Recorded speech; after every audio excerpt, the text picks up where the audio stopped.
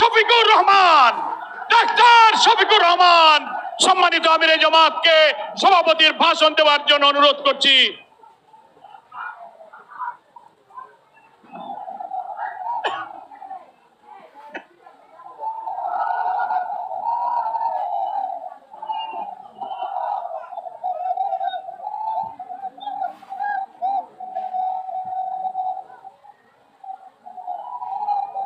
আসসালামু আলাইকুম ওয়া রাহমাতুল্লাহ।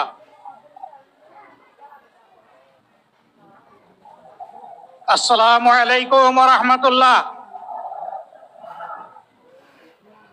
আলহামদুলিল্লাহি রাব্বিল আলামিন ওয়াসসালাতু ওয়াসসালামু আলা রাসূলিহিল কারীম ওয়া আলা আলিহি ওয়া সাহবিহি ওয়া আহলি বাইতি আজমাইন। বাংলাদেশ জামাত ইসলামী কর্তৃক আয়োজিত আজকের এই জাতীয় সমাবেশে উপস্থিত সম্মানিত জাতীয় নেতৃবৃন্দ, বন্ধু সংগঠনের নেতৃবৃন্দ, শহীদ পরিবারের গর্বিত সদস্যবৃন্দ, 24 জুলাই যোদ্ধাবৃন্দ,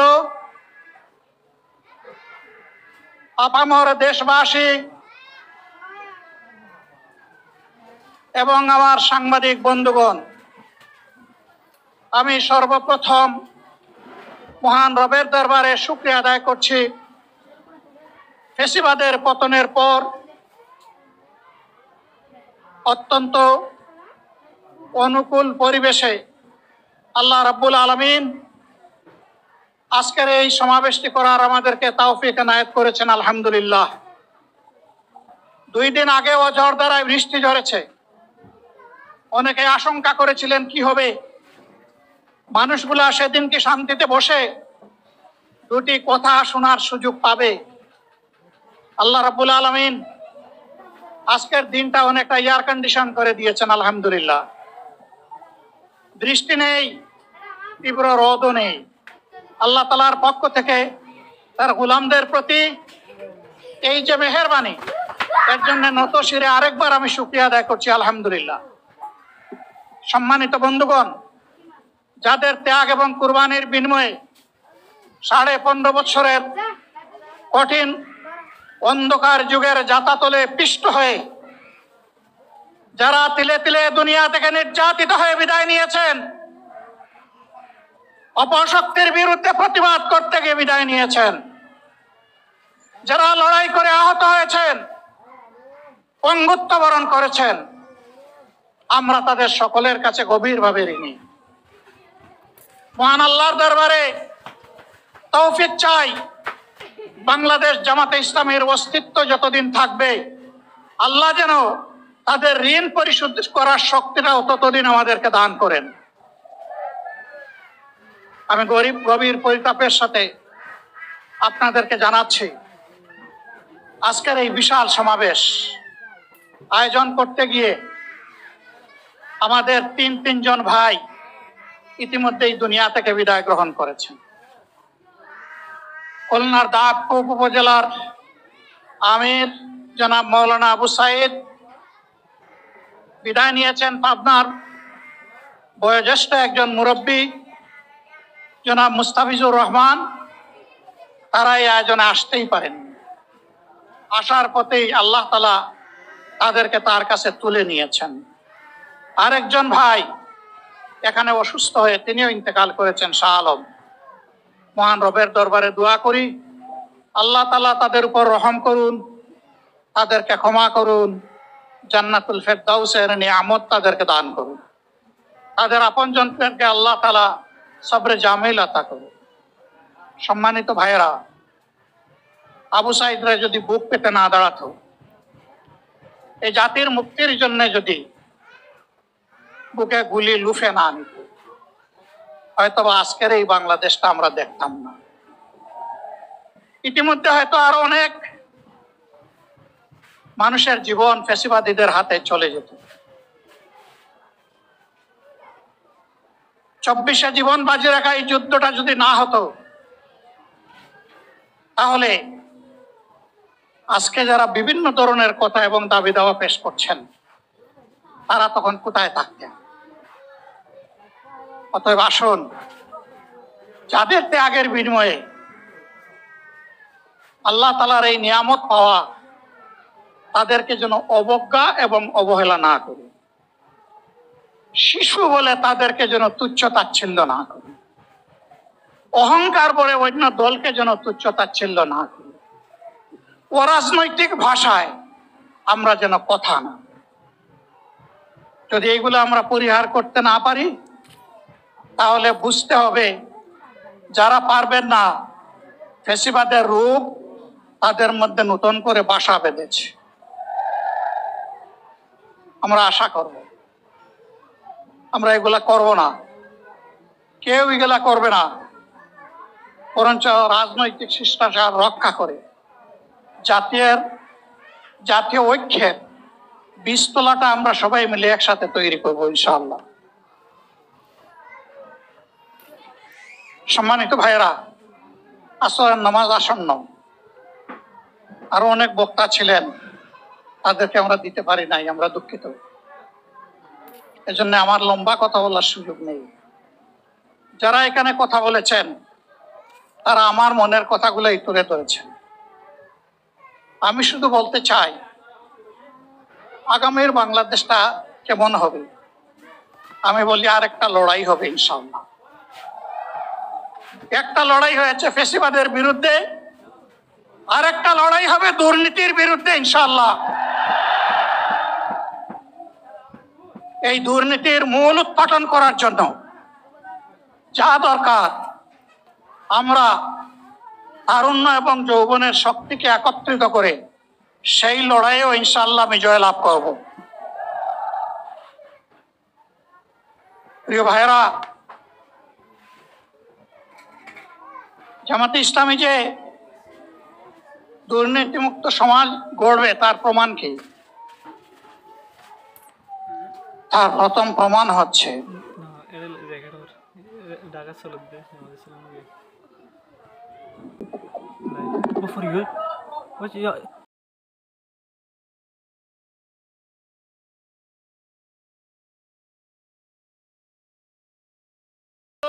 জায়গায় আপনাদের সবকিছু দেখার সংস্থান পরিবর্তন করবেন না, সবাই জায়গায় থাকেন, সবাই তার নিজ নিজ জায়গায় অবস্থান গ্রহণ করেন,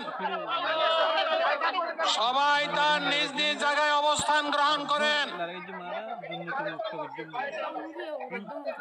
আপনারা নিজ নিজ জায়গায় থাকুন, প্রয়োজনীয় দিক নির্দেশনা দেওয়া হবে। আপনাদের উত্তেজিত উদ্বেলিত হওয়ার কোনো কারণ নেই। মহান রাব্বুল আলামিনের একান্ত মেহেরবানিতে আমাদের প্রোগ্রাম আলহামদুলিল্লাহ, শুকরান, আলহামদুলিল্লাহ কাসিরান। সম্মানিত ভাইয়েরা, আপনারা সম্মানিত ভাইয়েরা, আল্লাহ রাব্বুল আলামিনের রসের মেহমানিতে এই গরমের কারণে মাহফিল মুহতারাম আমিরে জামাত অচিরেই শেষ হয়ে যাবেন ইনশাআল্লাহ। আমি আল্লাহ তাআলার শুকরিয়া আদায় করি, আল্লাহ তাআলার শুকরিয়া আদায় করি আবার আপনাদের সামনে দাঁড়াতে পেরেছি।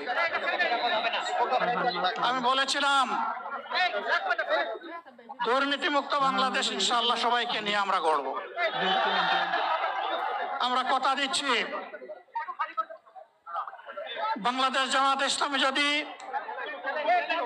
আল্লাহ তাআলার মেহেরবানি এবং সরকার জনগণের ভালোবাসা নিয়ে সরকার গঠন করে, তাহলে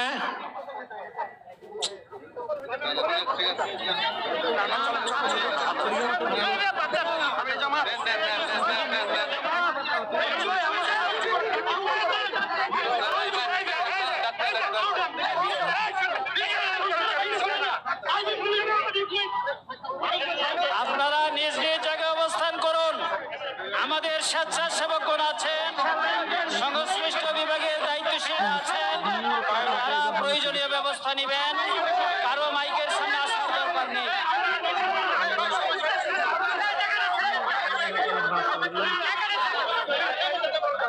আপনারা অবস্থান করুন।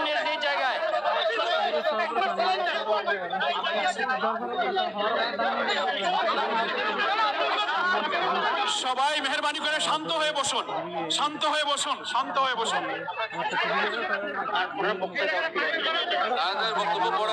আপনারা সকলে আমিরে জামাত একটুখানি অসুস্থ হয়েছেন গরমের কারণে হয়েছে, কিন্তু উনি বারবারই চেষ্টা করছিলেন বক্তব্য দেওয়ার জন্য। ডাক্তাররা বলছেন ওনার আর বক্তব্য রাখা ঠিক হবে না। ওনার যে বক্তৃতা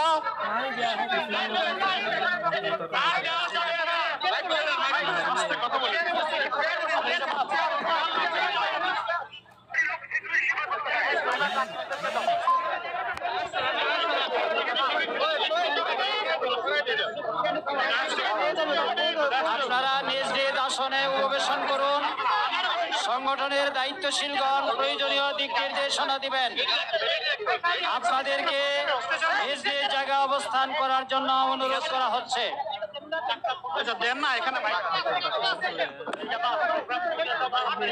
আপনাদের এই ড্রোনগুলো আলহামদুলিল্লাহ, আলহামদুলিল্লাহ। আরে আল্লাহ যত সময় হায়াত দিচ্ছেন, আল্লাহ যত সময় হায়াত দিয়েছেন তত সময় মানুষের জন্য লড়াই করবো ইনশাআল্লাহ। এ লড়াই বন্ধ হবে না। বাংলার মানুষের মুক্তি অর্জন হওয়া পর্যন্ত আমাদের লড়াই অব্যাহত থাকবে। বলছিলাম জামাতে ইসলামী যদি আল্লাহর ইচ্ছা এবং জনগণের ভালোবাসায় বাংলাদেশের মানুষের সেবা করার সুযোগ পায়, তাহলে মালিক হবে না, সেবক হবে ইনশাআল্লাহ। আজ আমি ঘোষণা দিচ্ছি, লক্ষ জনতাকে সাথে নিয়ে বাংলাদেশ জামাতে ইসলামী থেকে যারা আগামীতে সংসদ সদস্য হিসাবে নির্বাচিত হবেন, আরে আপনারা কথা বন্ধ করেন, আপনারা কথা বন্ধ করেন, সবাই বসে পড়েন, সবাই বসেন, বসেন, কেউ দাঁড়াবেন না, সবাই বসেন। যদি আল্লাহর ইচ্ছায় জনগণের ভালোবাসায় বাংলাদেশ জামাতে ইসলামিক থেকে সংসদ সদস্যরা নির্বাচিত হয়ে সরকার গঠন করেন, তাহলে কোন এমপি, কোন মন্ত্রী আগামীতে সরকার কিন্তু প্লট গ্রহণ করবে না। কোন এমপি এবং কোন মন্ত্রী ট্যাক্সবিহীন কোন গাড়ি চড়বে না। কোন এমপি এবং কোন মন্ত্রী তার নিজের হাতে কোনো টাকা চালাচালি করবে না। কোন এমপি এবং কোন মন্ত্রী যদি তার নির্দিষ্ট কোনো কাজের জন্য বরাদ্দ পেয়ে থাকেন, কাজ শেষ হওয়ার সাথে সাথে বাংলাদেশের 18 কোটি মানুষের কাছে তারা তার প্রতিবেদন তুলে ধরতে বাধ্য হবে। সম্মানিত বন্ধুগণ, চাঁদা আমরা নিব না, দুর্নীতি আমরা করব না, চাঁদা আমরা নিতে দেব না, দুর্নীতি আমরা সহ্য করব না। এই বাংলাদেশটাই আমরা দেখতে চাই। যুবকদেরকে আমরা স্পষ্ট ভাষায় বলতে চাই, বন্ধুগণ, তোমাদের সাথে আমরা আছি। আমি আজকে জামাতের আমির হিসাবে এখানে কথা বলতে আসিনি। আমি এসেছি বাংলাদেশের 18 কোটি মানুষের একজন হয়ে কথা বলতে। আমি শিশুদের বন্ধু, আমি যুবকদের ভাই, আমি বয়স্কদের সহযোদ্ধা, আমার বোনদের আমি ভাই। সুতরাং তাদের মুক্তির জন্যই আমি দায়িত্ব নিয়ে আজকে এখানে দাঁড়িয়েছিলাম। আল্লাহর ইচ্ছা শরীর আমাকে সাময়িকভাবে সহযোগিতা করে নাই, এটাও আল্লাহর ইচ্ছা যে এখন আল্লাহ আমাকে কথা বলার সুযোগ দিচ্ছেন। আমি বলতে চাই, বাংলাদেশের নির্দিষ্ট কোন শ্রেণীর মুক্তির জন্য আমাদের এই লড়াই নয়। রাস্তার একজন পরিচ্ছন্নতা কর্মী, চা বাগানের একজন শ্রমিক, রক্ত পানি করে ঘাম জড়ানো আমার একজন রিক্সা চালক ভাই, মাঠে ময়দানে বাংলাদেশের মানুষের মুখে যারা এক মুঠো ভাত তুলে দিতে চায়, আমার সেই কৃষক বন্ধুটি, আমি তাদের হয়ে আজকে এখানে কথা বলতে এসেছি। আমি কোনো অভিজাত শ্রেণীর হয়ে এখানে কথা বলতে আসিনি। আল্লাহ তাআলার অশেষ মেহেরবানি, আজীবন সকল রক্ত চক্ষুকে উপেক্ষা করেছি, জেল জুলুমের পরোয়া করি নাই। আমার আফসোস 24 সালে জাতিকে মুক্তি দিতে গিয়ে যারা জীবন দিয়ে শহীদ হলো, আমি তাদের একজন হতে পারলাম না। আপনাদের কাছে দোয়া চাই, ইনসাফের ভিত্তিতে একটি দেশ গড়ে তোলার জন্য আগামীতে যে লড়াই হবে, আমার আল্লাহ যেন সেই লড়াইয়ে আমাকে একজন শহীদ হিসাবে কবুল করে। সম্মানিত বন্ধুগণ, আমাদের প্রিয় শহীদ নেতৃবৃন্দ 2006 সালের 28 অক্টোবর থেকে শুরু করে পল্টন গণহত্যা, শাপলা গণহত্যা, সারা দেশের গণহত্যা, পিলখানার গণহত্যা, 24-এর গণহত্যা, এই গণহত্যা যারা করেছে তাদের সকলের বিচার বাংলাদেশের মাটিতে নিশ্চিত করতে হবে।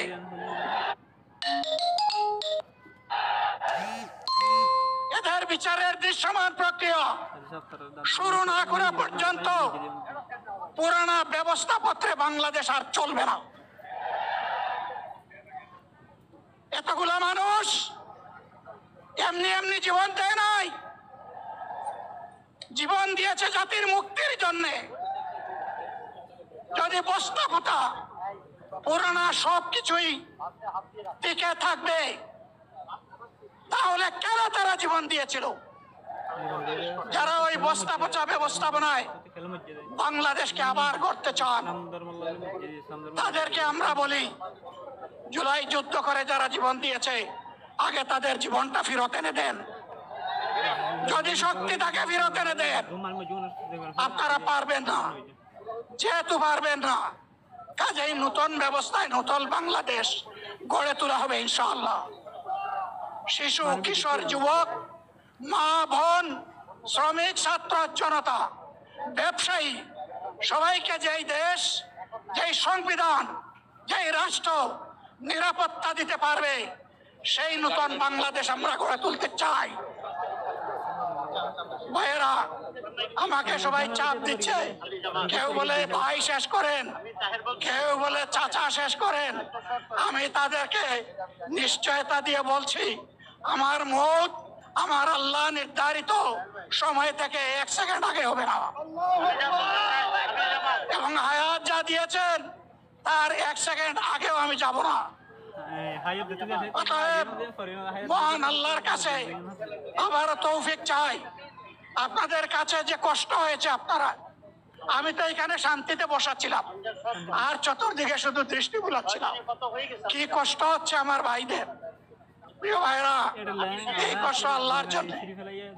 এই কষ্ট কার জন্য? ইনশাআল্লাহ আল্লাহ তাআলা আপনাদেরকে তার উপযুক্ত যা দুনিয়ায় দিবেন, আখিরাতে দিবেন। আপনাদের এই ত্যাগের বিনিময়ে নতুন বাংলাদেশ আমরা পেয়ে যাব। আসুন সেই নতুন বাংলাদেশের জন্য একবার স্লোগান দিয়ে শেষ করি, নারায়ে তাকবীর। আসসালামু আলাইকুম ওয়া রাহমাতুল্লাহ।